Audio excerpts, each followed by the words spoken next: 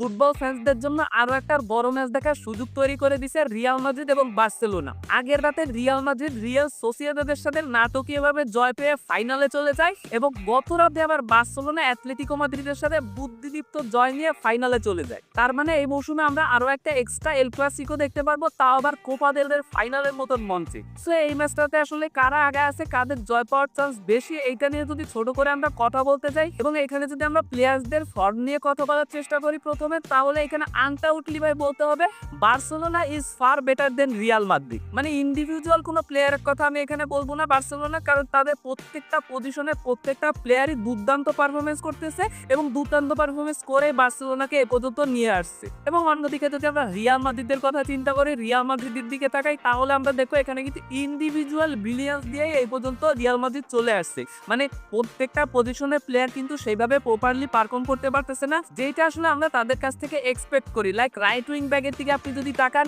ওইখানে right wing back মাদ্রিদের এতটাই বাজে, রাইট উইং ব্যাক থেকে কিন্তু সেইভাবে বল সাপ্লাই পাচ্ছে না, সেইভাবে আসলে সাপোর্ট পাচ্ছে না। সো এই কারণে রদ্রিগোয়েজেরও কিন্তু ওইখানে পারফর্ম করাটা খুবই টাফ হয়ে যাচ্ছে। এবং লেফট ব্যাক নিয়েও আমরা বলতে পারি লেফট ব্যাকেও আসলে আমাদের ভাবার চিন্তা আছে, লেফট ব্যাকেও আমাদের আসলে ভালো পারফরমেন্স করতেছে কন্টিনিউয়াসলি, এরকম কোনো প্লেয়ার নেই। দুইটা সিবিএস এর রুদিগার এবং হচ্ছে আমার রাউল এসেন্সিও, আলাবাও আছে, কিন্তু আলাবা গত ম্যাচে যেটা করছে তারপরে আসলে তার প্রতি আর আসলে কতটা ভরসা থাকবে কার্লো আনচেলত্তির, এইটাই এখন ভাবার বিষয়। ওভারঅল যদি আমরা দেখি আসলে রিয়াল মাদ্রিদের কিছু কিছু পজিশন আছে লাইক ব্যাক লাইন, আবার মিডফিল্ডের কথাও যদি বলতে যাই সেটাও বলা যাক, এই সমস্ত পজিশনে আসলে রিয়াল মাদ্রিদ অনেকটাই স্ট্রাগল করতেছে।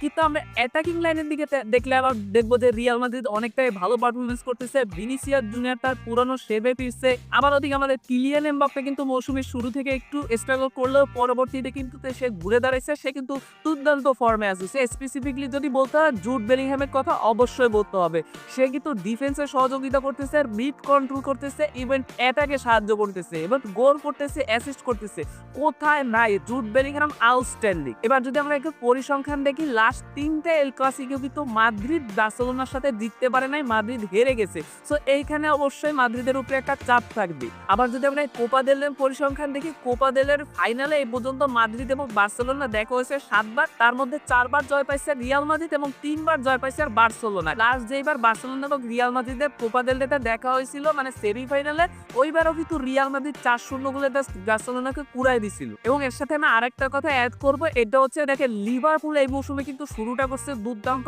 তারা চ্যাম্পিয়ন্স লিগ জিতে যাবে, তারা সব ট্রফি জিতে যাবে, এরকম একটা চিন্তা ভাবনা কিন্তু সবার মধ্যে আসলে ধারণ করে ফেলছিল সবাই, কারণ লিভারপুল কিন্তু দুর্দান্ত পারফরমেন্স করতেছিল। সেইখান থেকে সব কম্পিটিশন থেকে তারা কিন্তু এক প্রকার ছিটকে গেছে। আর বার্সেলোনার দিকে যদি তাকায়, বার্সেলোনা প্রথমে যে শুরুটা করছে ওইটা কিন্তু মাস বরাবর মৌসুমের এসে আবার তারা কিন্তু ওইখান থেকে স্লিপ করছে, তারা কিন্তু ভালো পারফরমেন্স করতে পারে নাই, কিন্তু এখন আবার দুর্দান্ত পারফরমেন্স করতেছে। আমার কোথাও না কোথাও মনে হচ্ছে, এটা আমি অনেক ভিডিওতে বলছি যে বার্সেলোনা আরো একবার স্লিপ করবে, যেখান থেকে আসলে বার্সেলোনা অনেক ট্রফি আসলে মিস করে যাবে, সেটা আসলে হয়তোবা খুব নিকটে চলে আসছে। সো আমার কাছে মনে হয় যে কোপা দেল রের ফাইনালটা হইতে পারে। আমি আসলে বিবেচনা করে কোনোভাবে কোনো দলকে আগায় রাখতে পারতেছি না, আমার কাছে মনে হচ্ছে 50-50।